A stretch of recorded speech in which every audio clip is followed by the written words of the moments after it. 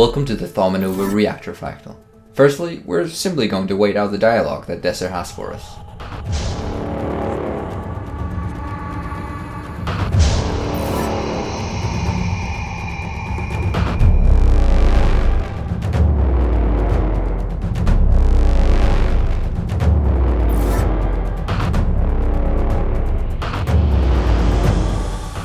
Once done talking, we're going to blast Mr. Butterface's smoke field for party-wide stealth.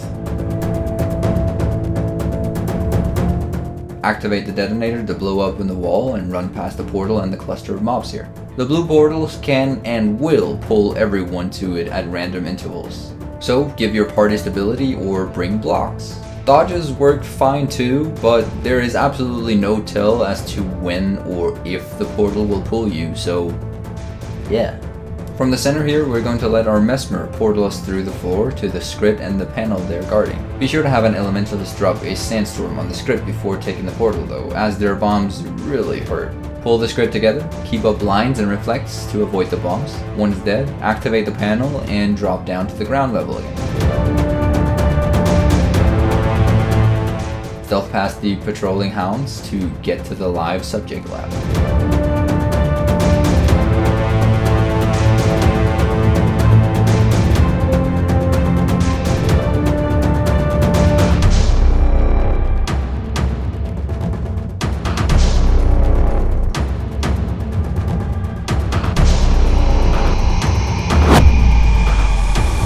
The live subject lab, popularly known as the ooze chamber.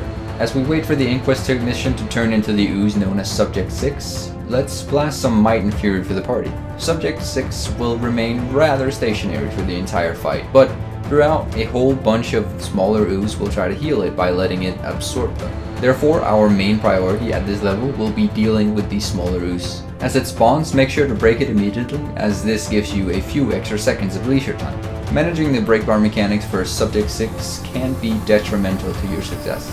Subject 6 has three major mechanics in itself. Firstly, it will throw out poison fields literally everywhere. Do not stand in them, and preferably break his bar exactly when he does this attack. Secondly, it will at times block all attacks. If you hit him while he's blocking, he will gain a stack of overload. If he hits 20 stacks, he will explode and most likely wipe the entire party. So for the love of RNGesus, do not hit him when he's blocking. As a tip though, ranger pets, mesmer clones and illusions and the like will not grant him a stack of overload, unless you decide to shatter your illusions however. Spend your time while Subject 6 is blocking to simply deal with the ooze. Subject 6's third attack is a bounce, which hits extremely hard in close proximity, so make sure to get away from him when he starts to jump.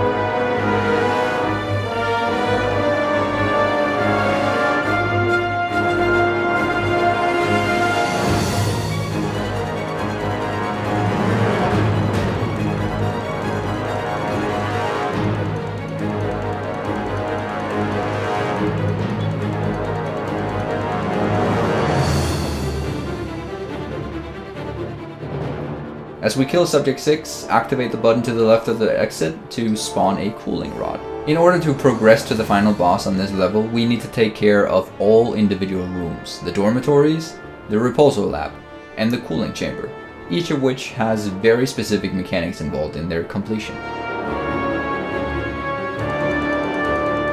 As we leave Subject 6's corpse behind, the warrior will pick up the cooling rod at the exit, split off from the party and head towards the cooling chamber. Meanwhile, the Mesmer heads off to the Repulsor lab and the remaining party members deal with the dormitories.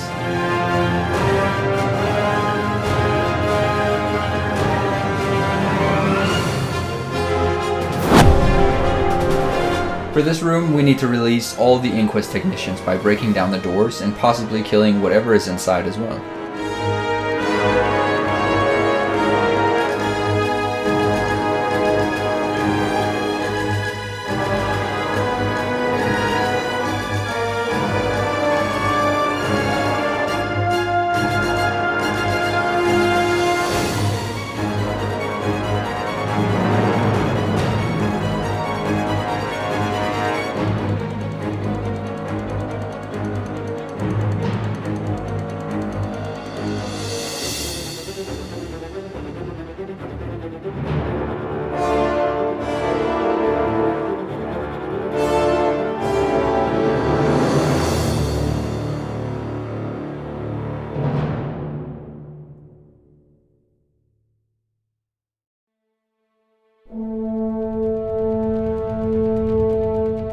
Once the doors are cleared, be sure to activate the button in the southmost room to spawn yet another cooling rod, though this one we won't need.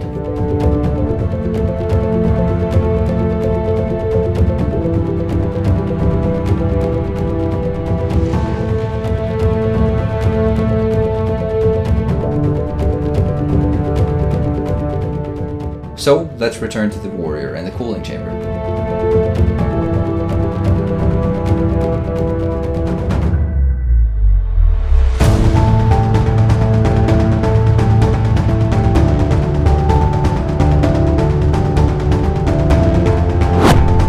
The cooling chamber is popularly referred to as the heat room, as it burns so hot it'll melt your skin off. Here, we'll start off by dropping off the cooling rod that we brought with us from Subject 6. Once we enter the cooling chamber, our weapon skills will change. The number 1 skill will repeatedly increase your movement speed by 5% each time activated, so be sure to spam it as often as possible. For each cooling rod that we place, the room will deal significantly less damage, though it can never go fully away. Walk to the edge of the room, give yourself swiftness and vigor before launching yourself into the room with Savage Leap to get a head start. Once inside, every trick helps.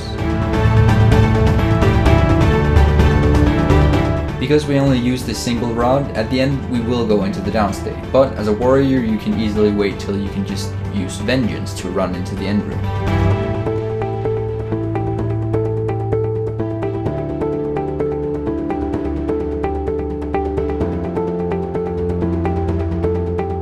Once inside, activate one button. This immobilizes you, but you can easily remove it or grant yourself resistance to move onto the second button. This completes the room, leaving you free to exit by interacting with the last button.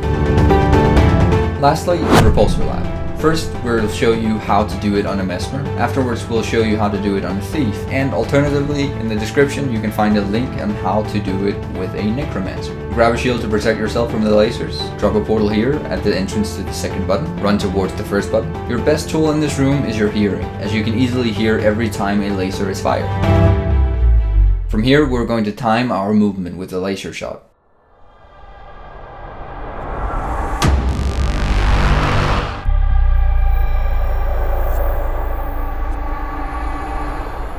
When ready, walk to this wall where you can activate the first button through the wall. Keep up your shield and drop your portal. Go through it, activate the second button, go back through the portal and dodge through the laser to get to the last buttons. Don't forget a condition cleanse to grab both buttons as they will immobilize you.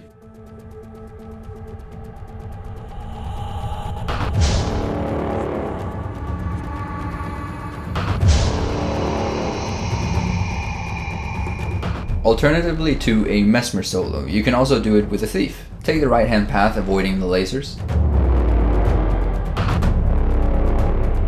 Use Infiltrator's arrow to place yourself right in the safe zone in front of the gate to the second button. Place a shadow trap here. From exactly here, we're going to shadow step to the corner. Once activated, we gotta go fast. As the laser shoots, activate your shadow trap channel and run to grab the first button through the wall. Once teleported, dodge into the room with the second button, activate it, and immediately use shadow return followed by a dodge for safety. From here, we activate the final buttons either with a condition cleanse or Infiltrator's arrow. With that, all rooms are done and we can proceed to the boss by going to the panel we initially interacted with in the very center of the map.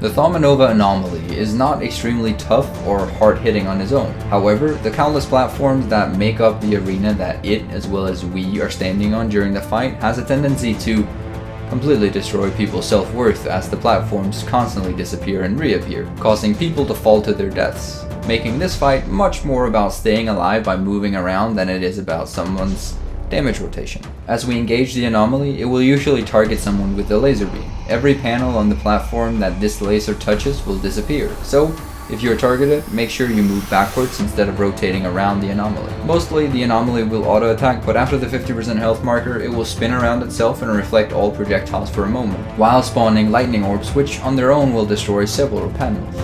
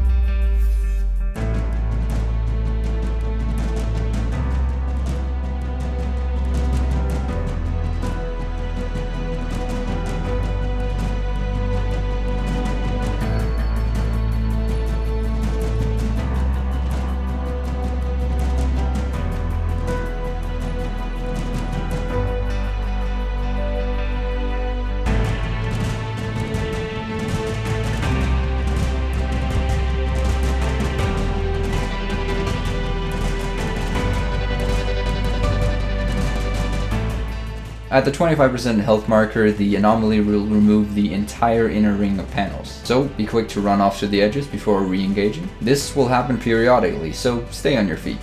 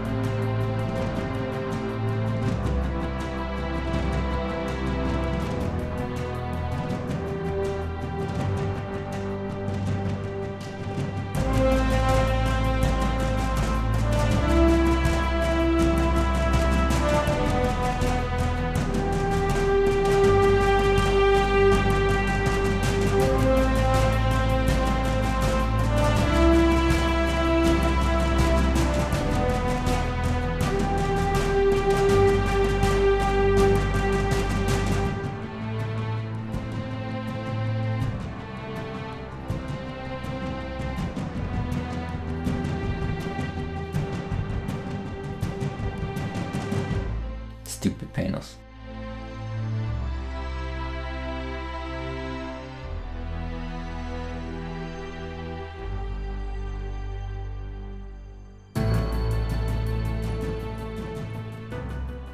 Once the anomaly is dead, you have successfully cleared the Master Tier Thaumanova Reactor Fractal. Enjoy your loot. Until next time, we'll see you in the mists.